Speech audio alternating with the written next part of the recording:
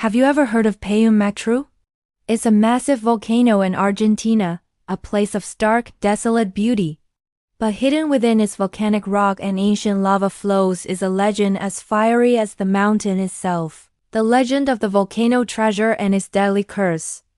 Our story starts centuries ago, long before Spanish conquistadors set foot in South America. The local tribes considered Matru a sacred place, a direct link to the gods of the earth and sky. They believed the volcano held immense power, and to appease it, they made offerings, not just of crops and animals, but of gold, silver, and precious stones.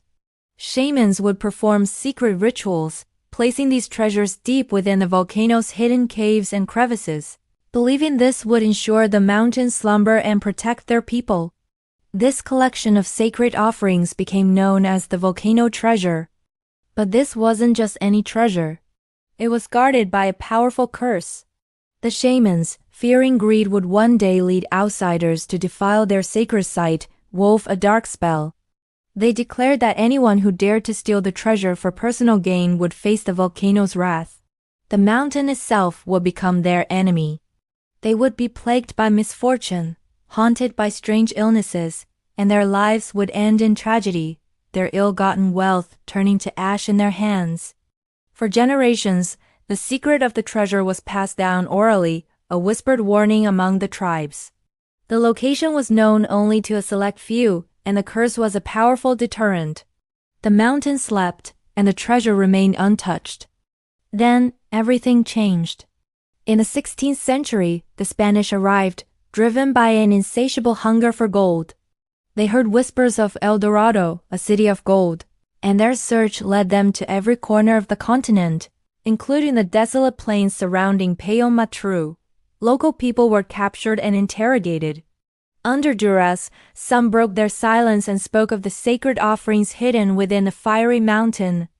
One of the most infamous figures in this part of the story is a conquistador named Captain Gonzalo de Mendoza. Mendoza was a ruthless and ambitious man, known for his cruelty and his obsession with gold. When he heard the tales of the volcano treasure, he scoffed at the warnings of a curse. To him, it was just native superstition designed to scare him away. He saw only one thing, a fast track to unimaginable wealth and glory. Mendoza gathered his most loyal soldiers and forced local guides to lead them up the treacherous slopes of Matru. The journey was brutal. The volcanic rock was sharp as glass, shredding their boots and their skin. The air grew thin, and a strange sulphurous fog seemed to cling to them, disorienting and sickening the men. The guides, terrified of the sacrilege they were committing, grew increasingly agitated. They warned Mendoza that the mountain was watching, that they were angering its spirit. Mendoza, blinded by greed, ignored them and pushed onward. After days of searching, they found it.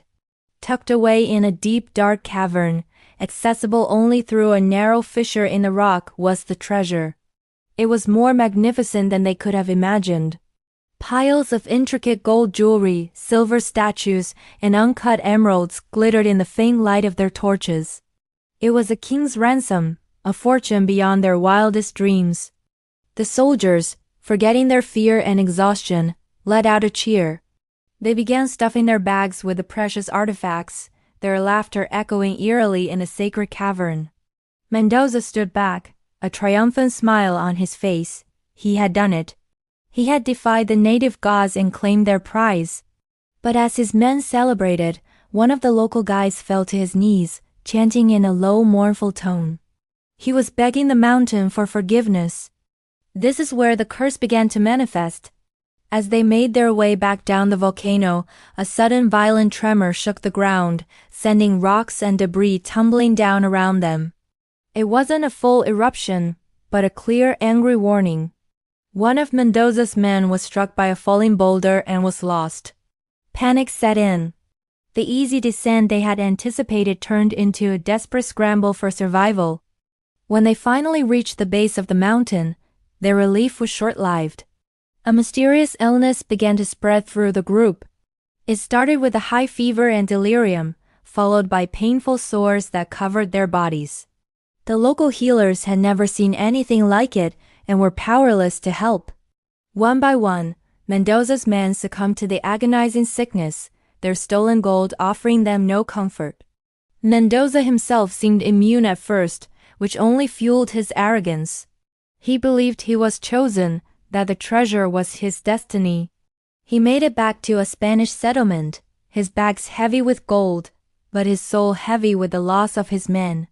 He began to spend his new wealth lavishly, buying land, titles, and influence. But the curse was patient. Misfortune started to dog his every step. His prized horses died of a strange plague. His crops failed, withering in the fields despite plentiful rain. The businesses he invested in collapsed mysteriously. People in the settlement began to whisper that he was cursed, and his friends and allies abandoned him, fearing the bad luck was contagious. He became a paranoid and isolated man, haunted by nightmares of the volcano and the dying faces of his men. He would often be seen clutching a piece of the treasure, muttering to himself that it was all worth it. But his health began to fail. He was afflicted by the same strange illness that had taken his soldiers, but it progressed much more slowly, torturing him over many years. His skin became discolored, his mind clouded with confusion and terrifying hallucinations. In his final days, Gonzalo de Mendoza was a shadow of his former self, a wealthy, powerful man reduced to a withered, raving lunatic. Legend says that on the night he died, a faint red glow was seen at the summit of Payon Matru, as if the volcano was acknowledging that its curse had been fulfilled. His vast fortune was squandered by distant relatives who fought over it, and his name was forever tied to the cursed treasure. But the story doesn't end there.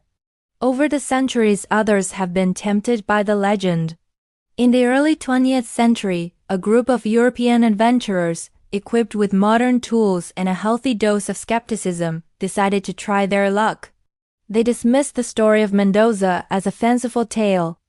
They found the journey just as difficult, plagued by equipment failures and strange weather phenomena.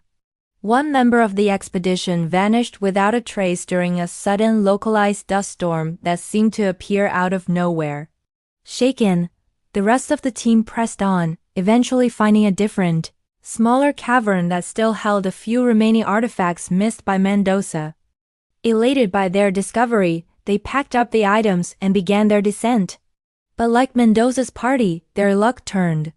Their elite climber suffered a freak accident, his rope snapping for no apparent reason, sending him falling into a deep crevice. The survivors managed to get back to civilization with a handful of artifacts, but their lives unraveled. They were plagued by financial ruin, broken relationships, and persistent health problems. One of them documented their experience, writing that it felt like a dark cloud had followed them from the mountain, a cloud they could never escape.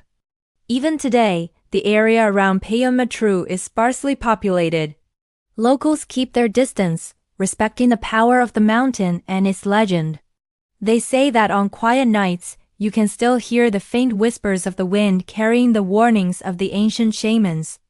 They believe the treasure is still there, waiting for the next greedy soul foolish enough to ignore the curse. So, is the curse of the volcano treasure real? Is it a supernatural force protecting a sacred site? Or is it a series of tragic coincidences, amplified by the power of suggestion and the harsh, unforgiving nature of the volcanic landscape?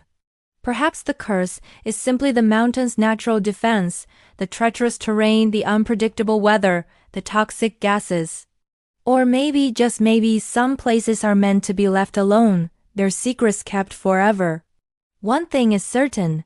The legend of Payon Matru serves as a powerful reminder that some treasures come with a price far too high to pay.